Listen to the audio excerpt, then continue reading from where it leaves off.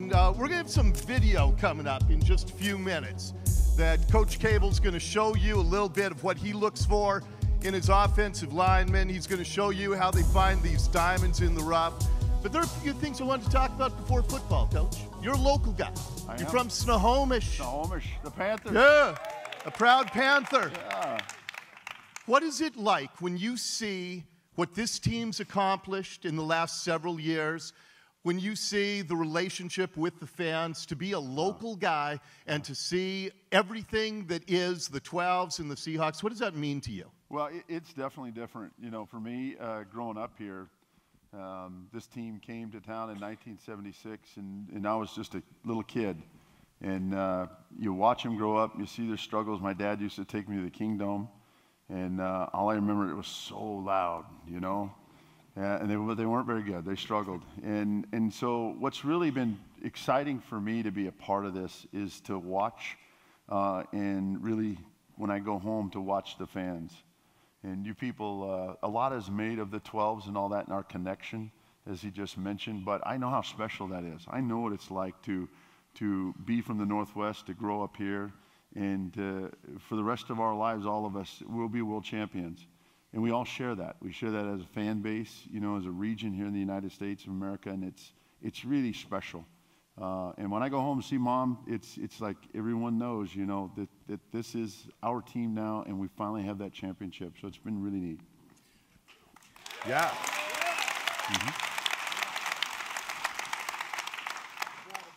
Particularly growing up here and like you said, watching the evolution of this team.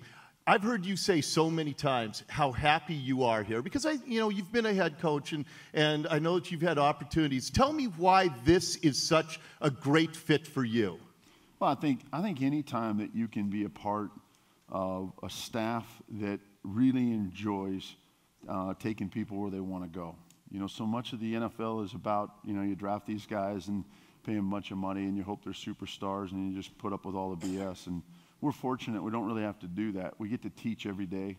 Coaches really kind of put in place, you know, and you guys have heard of the program of development. And as we'll talk later about offensive linemen, every day that we go to work, we get to see if we can affect somebody in a cool way as an athlete, but also as a young man. And I think that just the honor it is and the privilege to go to work every day in that environment is an absolute blast. And I think the players feel that. We know every day as we go to work, you know, as a staff, that we just enjoy trying to get the most out of every day. And so there's really no reason not to enjoy what you're doing and love going to work. And a part of what I'm sure you love is Pete Carroll's always said, we're a running team.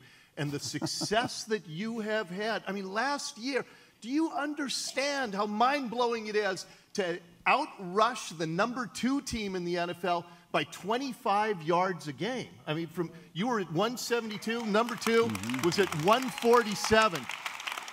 That kind of separation just doesn't happen. So explain to us a little bit about how you make that happen. Well, I think it's really the players. I think that we're so blessed here because our core group of offensive players have bought in. Whether you're the quarterback or you're the wide receiver or tight end or you're the fullback, which is a really thankless job, you just know that that's the style of play that Coach has brought. This is what he wants his football team to represent. And, you know, for me, it's like getting a fastball right in your wheelhouse, you know. It's like right there, man. I get to smack it every day.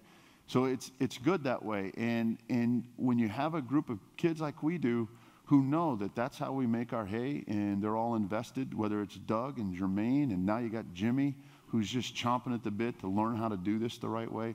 And then, of course, a terrific runner like Marshawn and all these good young linemen that have really kind of bought in, and they just know it's our style of play. So it's a huge investment by everybody.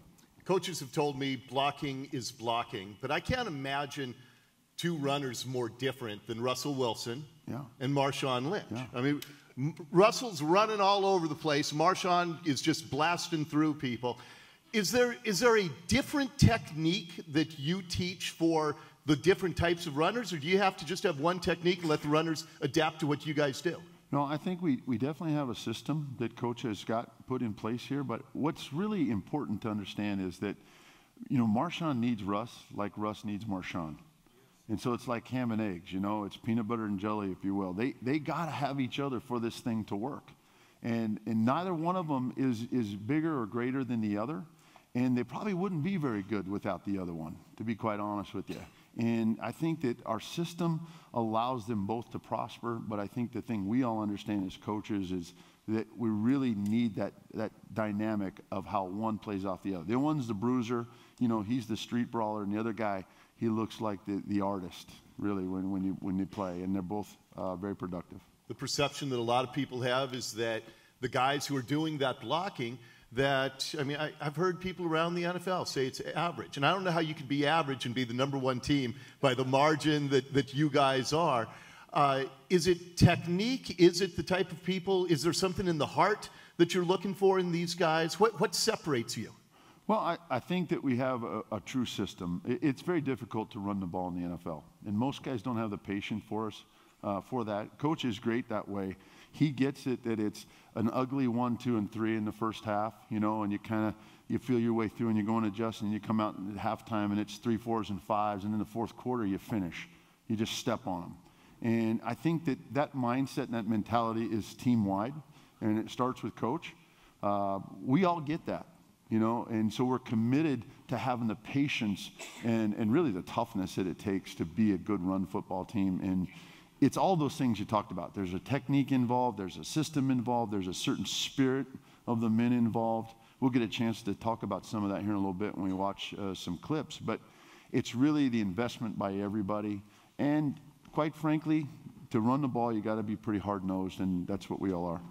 I want you to get to those clips right now. Before you do, I just want to ask you, J.R. Sweezy didn't play offensive line in college. You got a 6th rounder this year from the University at Buffalo, not University of Buffalo, University at Buffalo, a MAC school who played defensive line. Yeah. You probably, this team, Richard Sherman, he was a wide receiver for much of college. You take guys and put them in places that people think are unconventional. And I know you're going to show us some J.R. Sweezy in just a second, but before you do, just tell me a little bit about finding these hidden gems. Well, I think that, as I mentioned earlier, when your program is based on developing people, you know, that's your culture, that when you come here, it's not where you start, it's where you finish.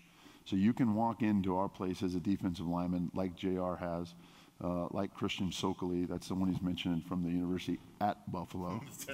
But there's others. There's Will Prechak that's in there. There's Jesse Davis, who's a young free agent tackle from Idaho that has played an offensive lineman for a year, was a 3 technique over there.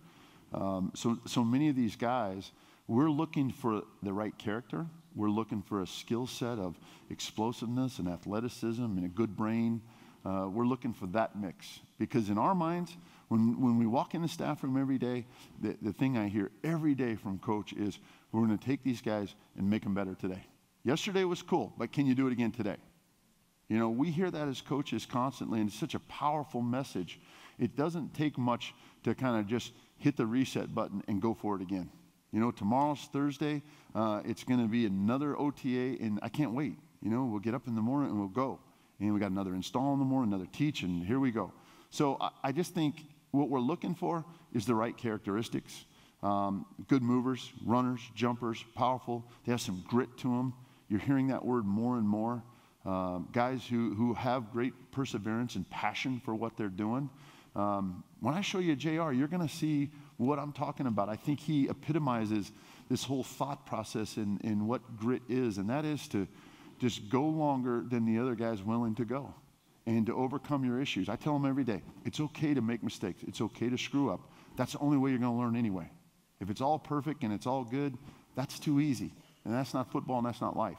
So we've dialed these guys in to understand that every snap we go, whether it's a walkthrough, whether it's in the classroom, whatever, it's like gold. So capture that gold, man, and keep putting it in your pockets and become rich in your knowledge, in your technique, in your spirit of how we play. Those are the things that we value.